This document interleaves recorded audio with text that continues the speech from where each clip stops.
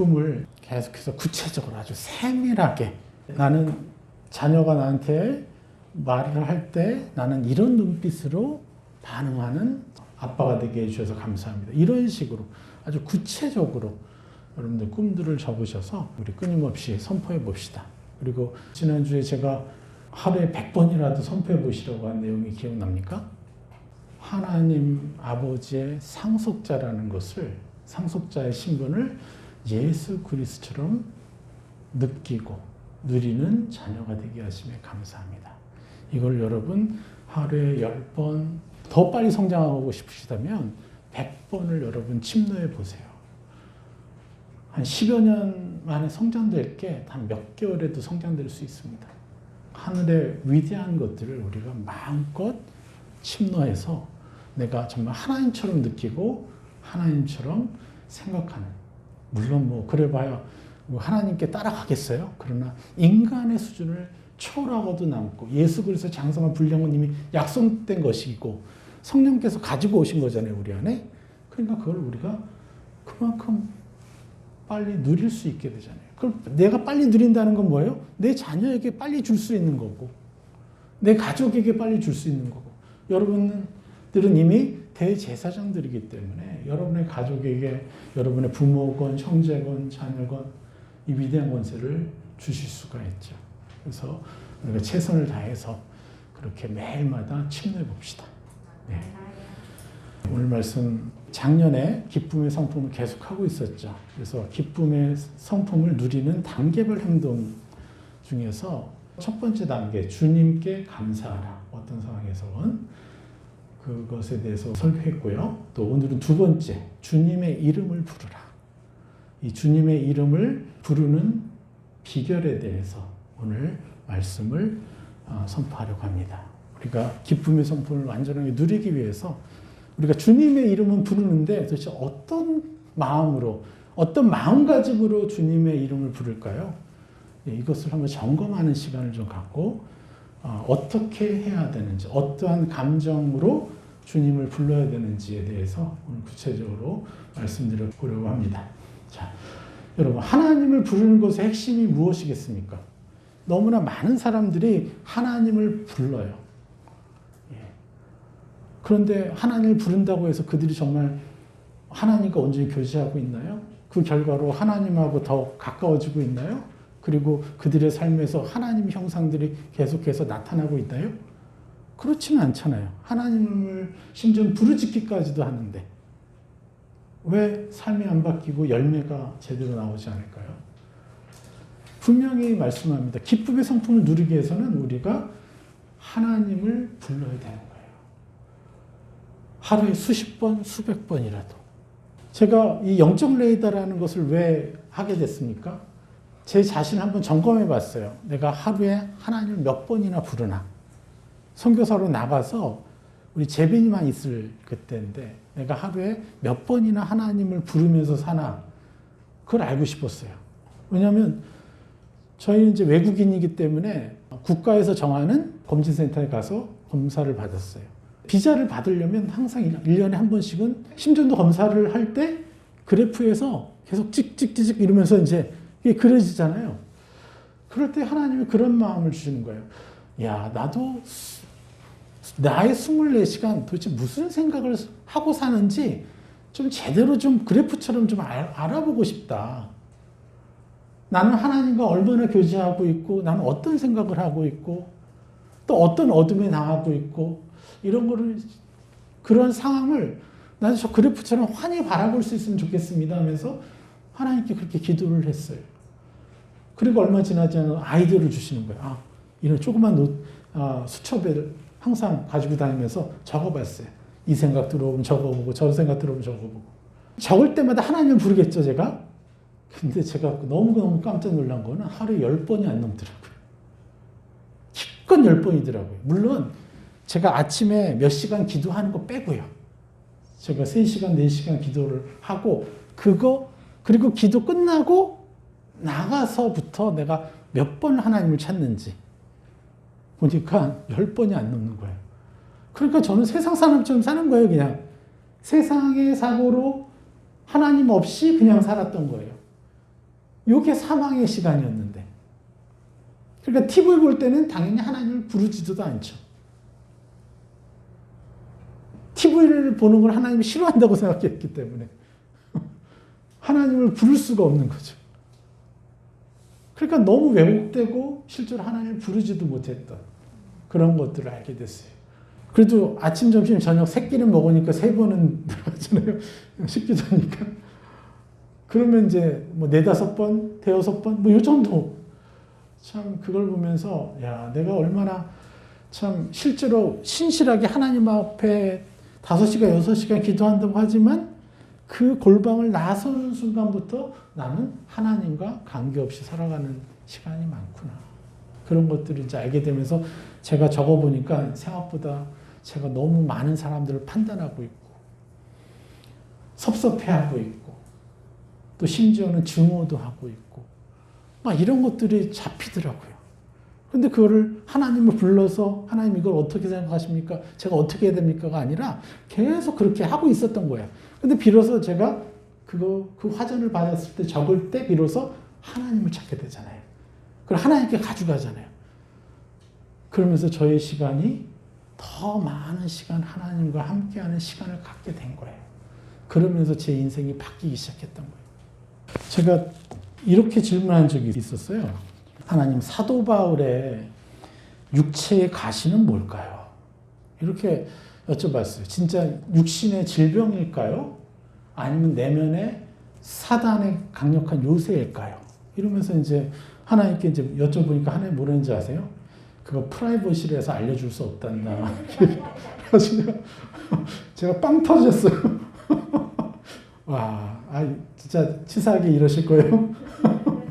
네. 근데 그런 말씀 들으면서 제가 느껴진 건, 야, 우리가 숨기고 싶은 거 얼마나 많아요. 사실 부끄러운 것들. 그런 거를 알려주지 않고 그렇게 보호하고 싶어 하시는 하나님의 감정이 느껴져서, 막 너무 웃기는데, 너무 감사한 거예요. 역시 우리 아버지구나. 네. 진짜 이렇게 우리가 얼마든지 하나님하고도 더 멋진 시간을 보낼 수가 있는데, 그저 거룩 하면서 골방에 앉아서 기도한 거 외에 그 외의 시간들은 하나님과 함께하는 시간이 너무 없었다는 걸 알게 되는 거죠. 참으로 많은 사람들이 하나님을 부릅니다.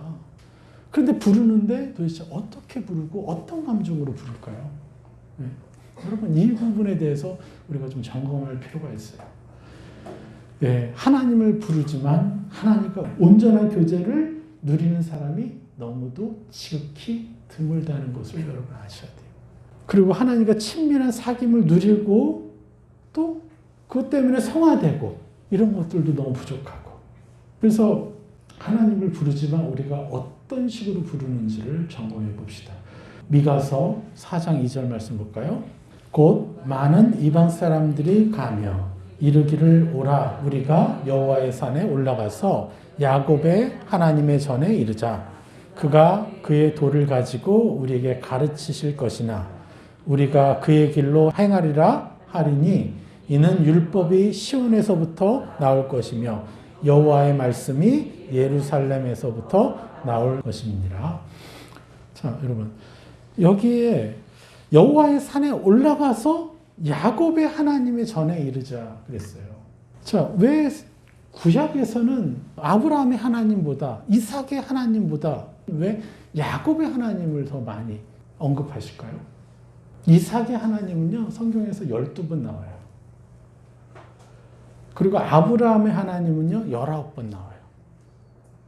그런데 야곱의 하나님은 24번이 나와요. 사실은 야곱의 하나님보다 더 중요한 게 아브라함이잖아요. 이삭은 그렇다 치더라도.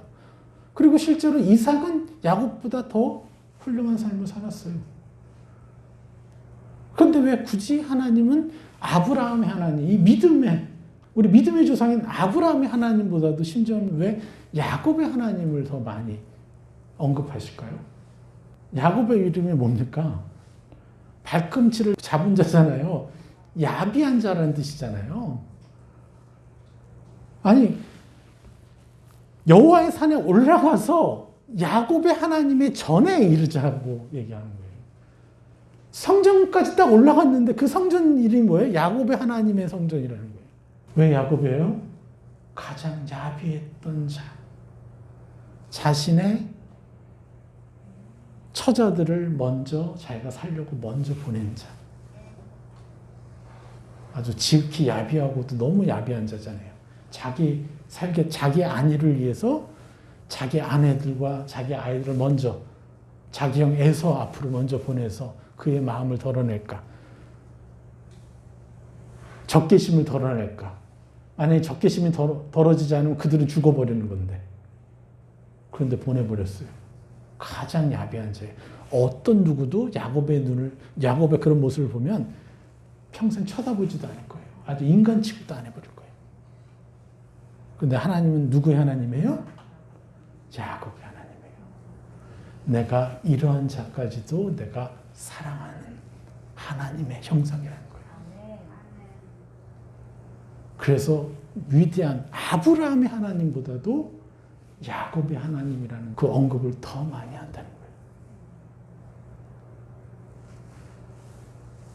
제 인생이 왜 바뀌었어요? 왜 사역자가 왜 저렇게 살지? 어떻게 저렇게 이기적일 수 있어? 너무 정당하게 제가 판단을 했는데 그것이 죄악이라고 하나님 말씀하시는 거예요. 그리고 그 증거로 하나님 저의 담낭을 떼가셨어요. 몇 시간씩 며칠을 고생하면서 담낭 때문에. 그러면서 알게 됐어요. 이게 하나님 판단이라는 죄를 얼마나 미워하는지. 그래서 제가 쓴 책이 4가지 판단 책을 쓰게 된 거예요. 어떤 누구도 나는 판단할 수 없는 거예요. 다 이유가 있는 거예요. 그 사람이 왜 이기적으로 살 수밖에 없었는지. 그 사람은 왜 형편없이 살 수밖에 없었는지. 그가 왜 야비한 자가 되었는지. 하나님만은 아시고 그를 품어주시니까 우리도 그렇게 하라고 하시는 거예요. 너무 놀랍지 않습니까? 하나님이 하실 수 있는 걸 우리도 할 수 있다라고 말씀하시는 거잖아요.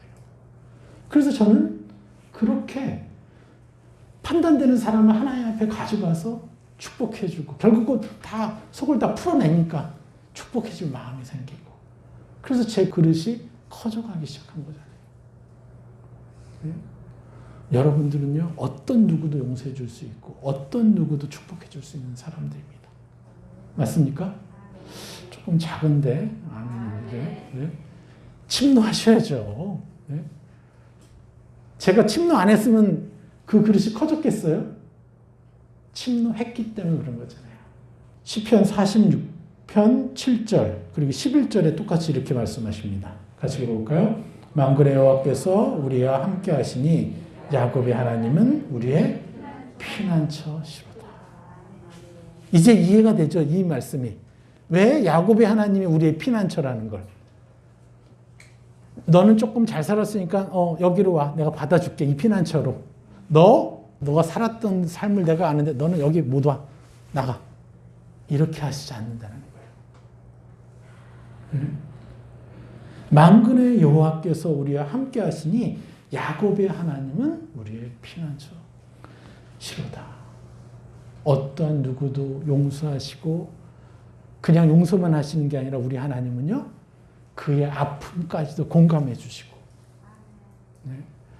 오히려 잘못 살아온 인생에 먼저 다가오셔서 내가 미안하다. 너가 그렇게 좋지 않은 성품을 가지기까지 얼마나 많은 상처를 받았니? 그러한 곳에 내가 너를 태어나게 했구나. 미안하다. 우리 부모는 자식에게 늘 의리잖아요. 하나님 아버지는 더더욱 그렇습니다. 여러분 자식 앞에서 떳떳해요? 네? 떳떳합니까? 가장 완벽하게 자식을 키운 것 같아요? 아니잖아요. 네? 저도 너무너무 부끄러운 게 많은데. 네? 그런데 하나님은 저한테 와서 너의 잘못도 아니다. 너가 잘못했지만 너가 그런 아버지가 밖에 될 수 없었던 건 너가 그렇게 자랐고 그러한 환경에 내가 너를 태어나게 했기 때문에 그렇다. 우리 자책하지 말고 너 자신 축복하고 자녀들도 축복하고 내 부모도 축복하고 이게 아버지의 마음이죠. 예. 그래서 야곱의 하나님은 완전한 우리의 피난처가 되십니다. 또 시편 24편 6절 같이 읽어볼까요? 이는 여호와를 찾는 족속이요 야곱의 하나님의 얼굴을 구하는 자로다. 예. 여호와를 찾는 족속이 누구가 되는 거예요? 자기가 죄지었을 때 야곱처럼 나를 축복해 주시지 않으면 가실 수 없습니다 하고 야복 강가에서 하나님과 더불어 싸운 자예요. 너무 양심이 없죠. 양심이 화인 맞았죠. 자기가 잘못해놓고 하나님과 씨름하면서 나 축복하지 못하면 못 가십니다라고 해요. 하나님은 이런 자녀를 원하시는 거예요.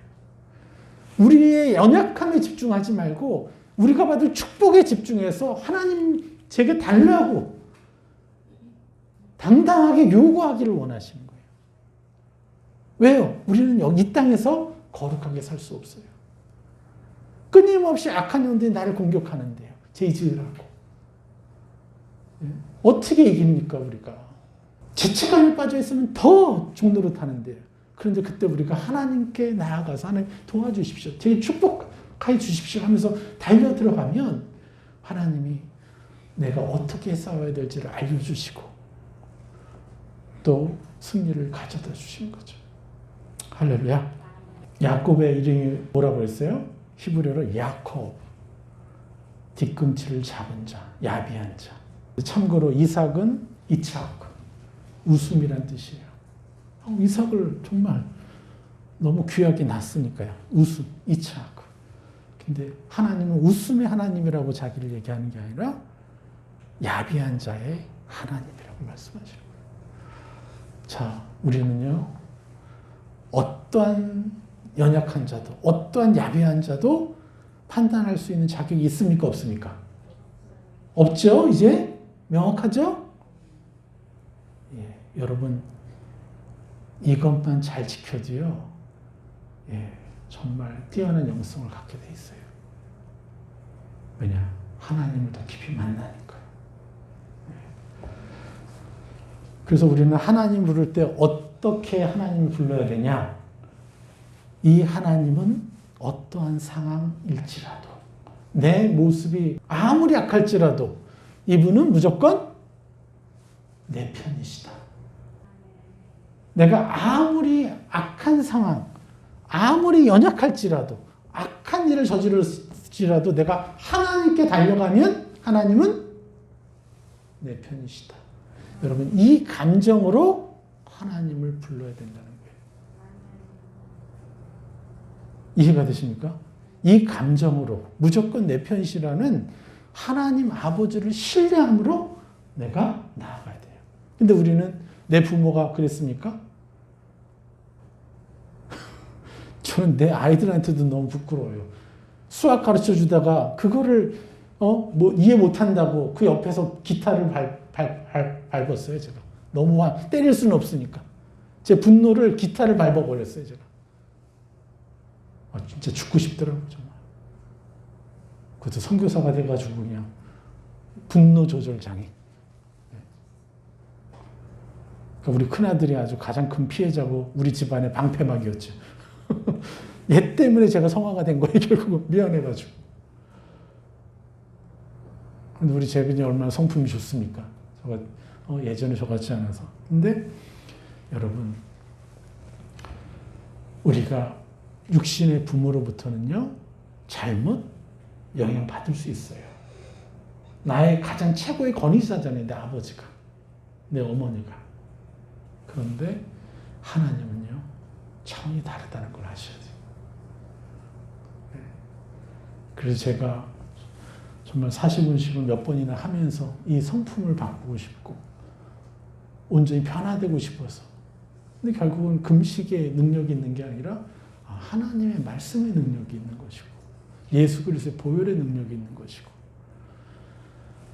우리가 우리 부모로부터 받은 거짓, 이 권위자에 대한 거짓 이미지를 우리는요, 불살라버려야 돼요. 하나님 아버지를 만나면 불살라버릴 수 있어요. 더 깊이. 근데 어떻게 부른다고요? 무조건 내 편이신 하나님. 그것을 신뢰하고 아버지를 불러야 돼요. 내가 어떠한 상황에서. 그래서 제가 음란을 이길 수가 있게 됐고, 수많은 나를 붙들고 있었던 나의 중독적인 죄들을, 감정적인 죄들을 이길 수가 있게 된 거예요. 그런 하나님이시라는 걸 믿고 달려갔기 때문에.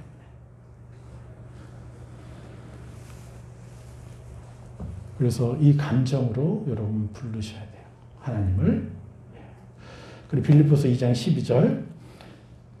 그러므로 나의 사랑하는 자들아, 너희가 나 있을 때뿐 아니라 더욱 지금 나 없을 때에도 항상 복종하여 두렵고 떨림으로 너의 구원을 이루라.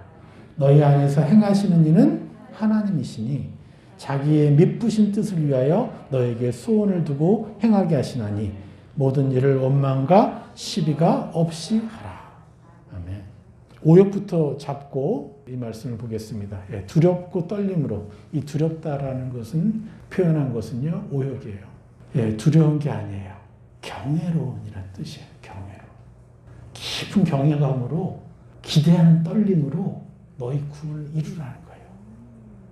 이게 이제 몇 개 5역으로 된 게 있는데, 빌립보서 2장 12절, 로마서 3장 18절, 에베소서 6장 5절, 베드로전서 3장 2절. 이거 다 경외와 존경과 공경이라는 뜻으로 해석해야 되는 말씀이라고 제가 주장하는 것도 아니고 이 원어 성경 사전에 그렇게 나와요. 영어로 fear라고 나와요. 어떤 데는. 그런데요, 제대로 된 사전에는요, reverence. 경외라는 뜻이. 왜 우리가 경외로움과 그 놀라운 떨림으로 막 내가 바뀔 것에 대한 이런 놀라움으로 우리가 구원을 이룰 수 있습니까?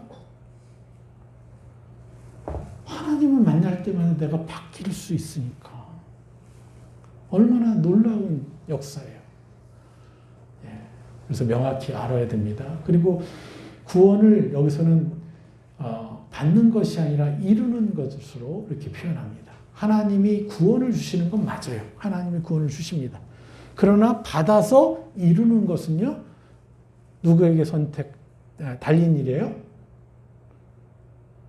그럼 우리에게 달린 거잖아요. 하나님이 주셨고 그것을 받느냐 안 받느냐는 내가 선택하는 거잖아요. 그래서 구원을 이루는 것은 우리에게 달린 거예요. 하나님이 다 주셨어요. 하나님이 십자가를 주셨어요. 근데 그걸 자기의 십자가로 쓰는 사람은 구원받는 거고, 그냥 예수님의 십자가이기만 하면 구원 못 받는 거예요. 그 예수 그리스도가 십자가에 못 박혀서 성취하신 그 놀라운 권세, 십자가의 권세가 나의 권세입니다라고 사용하는 자만이 구원을 이루는 것이죠. 그래서 구원을 받으라는 뜻은 뭐냐? 이루라는 뜻인 거죠. 구원을 이루다. 이루다의 그 원어도 카텔 가즈마이. 그래서 뭐라고 하냐면요, 완수하라, 성취하다, 완전히 일하다, 이런 뜻이에요. 그러니까 그 구원은 누가 이루는 거예요? 우리가 이루는 거예요. 그래서 자기 십자가도 희생이 아니라 어떤 것이 되는 거예요? 십자가의 권세를 내 것으로 삼는 자. 그것이 자기 십자가인 거죠. 그래서 하나님은요, 이러한 일들을 통해서 하나님 차원의 축복을 주시려는 완전한 아버지시라는 거예요. 13절에 뭐라고 합니까? 너희 안에서 행하시는 이는 하나님이시니 자기의 기쁘신 뜻을 위하여, 하늘 차원의 만족과 하늘 차원의 기쁨을 위하여 너에게 소원을 두고 행하시나니. 그분이 먼저 소원을 가지고 계세요. 그분이 먼저 간절히 원하세요. 그래서 내가 무슨 꿈을 꿀까요? 어떤 소원을 적을까요? 여쭤볼 때마다 우리가 들을 수가 있는 거예요. 느낄 수가 있는 거예요. 그거 적고 우리는 계속해서 침노하면 되는 거죠. 그렇기 때문에 어떠한 불합리한 일들이 우리의 삶에서 일어날지라도요, 우리는요, 그것을 축복으로 여겨야 돼요. 이런 하나님이시기 때문에. 그 불행한 일일지라도 우리가 하나님이 이걸 통해서 어떠한 놀라운 축복을 주실 것인가를 기대해야 된다는 거죠. 그래서 그 축복으로 여기면요, 더 잘 들게 돼요. 아버지로부터. 아버지가 어떤 축복을 주실지가 더 잘 들리게 되고 잘 보게 되고 그래서 결국 놀라운 축복들을 더 쉽게 누리게 되는 거예요. 그래서 우리가 두 번째로 우리가 하나님을 부를 때 어떤 감정이어야 되는지는 바로 뭐예요? 하나님은 어떠한 상황에서도 어떠한 환경에서도 어떠한 재수없는 일이 벌어졌을지라도 이걸 통해서 나를 축복하시는 하나님이시다라는 이 신뢰, 그 신뢰의 감정을 가지고 하나님을 불러야 돼요. 나를 용서도 하시고 무조건 내 편이시지만 어떤 일일지라도 이걸 통해서 나에게 축복을 주시는 하나님이시라는 것. 이것을 내가 감정 깊이 누리면서 느끼면서 하나님 하고 부르는 거예요. 악한 영들은요, 이 감정들을 빼앗아서 하나님을 부르게 해요. 그런 사람들은요, 하나님을 더 많이 부르면 부를수록 귀신 들려버려요. 제가 그런 목사님들 많이 봤어요. 상처는 많은데 여전히 하나님이 이상한 하나님이에요. 그래서 양들을 강탈하면서 목회하시는 그런 목회자들 제가 보게 됩니다. 그들을 위해서 내가 뭘 헌신할까? 그들을 위해서 내가 어떻게 도와줄까를 위해서 하나님 앞에 매달려야 되는데 그들보다는 내 아픔 그리고 내 건의가 손상받는 그것에만 더 민감하게 반응해요. 안타깝죠. 또 우리는 어떤 감정으로 하나님을 불러야 되냐면 내가 더 하나님의 영광에 가까이 오도록 하나님은 모든 일들을 준비해 놓으셨다. 이것도 하나님의 찬란한 주권에 대한 거죠. 나와 친밀한 사귐을 누리고 싶어 하셔서 나를 거룩하게 변화시키기를 원하시는 분이시기 때문에 내가 하나님의 영광에 더 가까이 가도록 하나님은 준비하고 계시다는 거예요. 우리가 언제 하나님을 부릅니까? 답답할 때. 그죠? 기쁠 때도 당연히 부르죠. 당연한 거죠. 답답할 때. 상처를 느낄 때. 좌절이 될 때. 그런데 이 모든 것이 내가 찬란한 하나님을 더 가까이 다가가도록 이것을 준비하셨구나. 도구가 되는구나. 이걸 알면 감사가 저절로 나오죠. 자, 우리가 거룩해진 만큼 아버지와 사귐이 깊어지겠죠? 그렇죠? 그리고 거룩해진 만큼 아버지의 형상에 더 가까이 갈 수 있잖아요. 그러면 뭐가 돼요? 그만큼 더 깊은 차원의 교제를 할 수 있어요. 더 친밀한 교제를 할 수가 있어요. 제 아내가 그런 얘기를 하더라고요. 어제 제가 우리 IMS에서 제게 강의할 기회를 주셨는데 제가 강의를 하는데 제 아내가 저 단어는 그냥 툭툭 내뱉는 말이지만 저 단어는 1시간 정도 강의를 들어야 저 말의 그 깊은 뜻을 받아들일 수 있을 텐데 너무 아깝다 그러면서 이렇게 중보를 해줬다는 거예요. 우리 툭툭 내뱉어도 하나님과 적극적으로 딱 만나서 얘기할 수 있는데 그 감정과 그 수준을 이해하려면 1시간을 설명을 다 해야 돼. 근데 우리가 거룩해지면요, 이게 즉각적으로 그냥 바로바로 교제가 되는 거예요. 그럼 하나님하고 얼마나 더 깊게 우리가 만날 수 있겠어요? 다 여러분들 그걸 다 받았어요. 왜? 여러분 안에 성령님이 계시니까. 예. 성령님이 계시니까. 그거를 내가 침노만 하면 되는 거죠. 자, 우리 마지막으로, 우리 히브리서 한번 볼까요? 나를 영화로운 존재로 만드신 하나님이라는 거예요. 자, 히브리서 1장 13절, 14절 같이 읽어볼까요? 어느 때 천사 중 누구에게 내가 너의 원수로 내 발등상이 되게 하기까지 너는 내 우편에 앉아 있으라 하셨느냐. 모든 천사들은 섬기는 영으로서 구원받을 상속자들을 위하여 섬기라고 보내심이 아니냐. 예. 여러분 천사랑 우리랑 비교해서 천사가 누구예요? 나의 종이에요. 종. 이걸 아셔야 되는 거예요. 지금부터 영원까지. 예? 지금부터 영원까지 여러분 천사를 부릴 수 있는 거예요. 성경이 말씀하시잖아요. 그런데 우리가 어떤 존재예요? 내가 내 원수로 내 발등상이 되게 하기까지 너는 내 우편에 앉아 있으라. 하나님 놀랍게 우리를 존귀한 존재로, 그리고 그 원수를 함께 갚고 싶어 하시는 하나님이라는 거예요. 죄 지은 여러분에게 원수 갚는 게 아니라 여러분에게 죄짓게 만든 그 원수들을 나중에는 결국 함께 짓밟겠다라는 거잖아요. 근데 그게 꼭 하늘나라 가서 해야 돼요? 아니면 지금부터 할 수 있어요?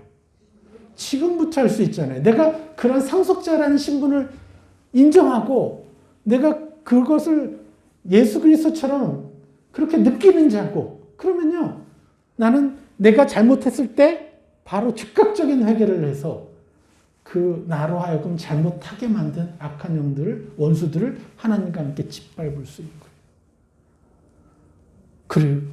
그러면서 우리는 세 사람에 집중하는 거죠. 그러면 성화도 빠르고, 내가 고난과 아픔에 빠져있는 시간도 그만큼 사라지고, 우리는 너무나 많은 시간을 정지하고 있잖아요. 내가 원수를 짓밟고 있어야 되는데 원수가 나를 짓밟고 있어요. 여러분이 정지하고 있을 때, 정죄감에 당하고 있을 때, 여러분이 여러분 자신을 무가치한 존재로 감정적으로 인정하고 있을 때, 그런 원수가 여러분을 짓밟고 있는 거예요. 그런데 하나님은요, 우리가 가져가기만 하면 나와 함께 같이 짓밟아 주신다는 거예요. 할렐루야.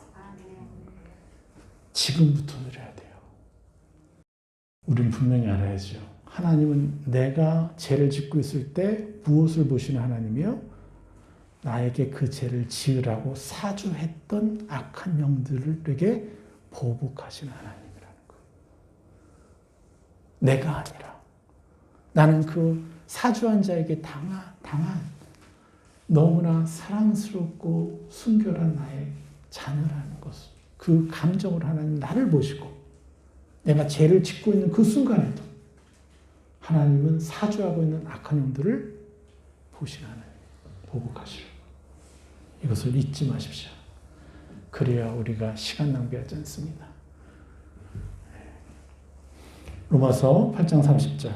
또 미리 정하신 그들을 또한 부르시고, 부르신 그들을 또한 의롭다 하시고, 의롭다 하신 그들을 또한 영화롭게 하셨느니라. 예, 이 영화롭게, 독사죠. 헬라어로 영광스럽게 만들다, 영광으로 가득 채우다. 하나님의 꿈인 거예요. 우리에게 하나님의 영광스러운 형상들로 우리에게 채우는 것이 하나님의 목적인 거예요. 그래야 우리가 그 수준에서 하나님과 교제할 수 있으니까 우리는 하나님을 불러야 돼요. 그래서 어떠한 일일지라도 나를 영화롭게 하시려고, 영화롭게 준비시키시려는 수단으로 하나님은 사용하시는구나. 이게 참 아버지의 뜻이구나. 그래서 감사와 기대와 기쁨으로, 어떠한 정말 악독하고 너무나 억울하고 그리고 내 자신이 너무 싫은 그 상황에서도 우리는 이 하나님을 기억하고 이 하나님을 느낌으로 하나님을 불러야 된다는 거예요. 그러면요, 우리는 놀라운 성장을 하게 돼 있어요. 하나님의 나라가 내 것인 게 너무 당연하고 그 나라와 함께 나는 움직일 수가 있는 거예요. 여러분 잊지 마십시오. 네? 이해가 되십니까? 네? 너무나 놀랍죠? 예, 하나님은 그냥 부르는 게 아니에요. 두렵게 자꾸 부르면요, 두려운 하나님이 강명의 천사로 둔갑해가지고 나한테 오는 거예요. 그럼 나는 그거밖에 못 들어요. 그래서 이러한 감정으로 하나님을 부르는 일을 지속하게 되면 우리는 하나님을 그의 자녀답게, 자녀로서 만나게 될 것입니다. 그래서 하늘 차원으로 교제하게 될 것이고, 하늘 차원의 친밀함으로 사귀게 될 것이고, 그리고 자연스럽게 우리는 하나님을 닮아가게 되어 있어요. 그런데 역시나 이것을 하게 되면 마지막으로 놓치지 말아야 될 핵심이 뭐냐? 그래서 감사가 넘치겠죠? 감사 드리려고 여러분 하나님을 불러야 돼요. 감사 드리고 싶어 하는 것으로 결론은 지어야 돼요. 내가 아무리 상처가 깊어서 하나님 멱살을 잡고 하나님을 부르는 한이 있더라도 결론은 감사함으로 끝내지 못하면 나는 어둠에 묶이게 되는 거예요. 하나님을 불러서 귀신 들린 사람들이 있어요. 계속해서 자기 컨트롤이 안 되고 감사와 기쁨 여러분 기대하십시오. 이럴 때 우리는 찬란한 기쁨의 형상을 누리게 될 것입니다. 할렐루야.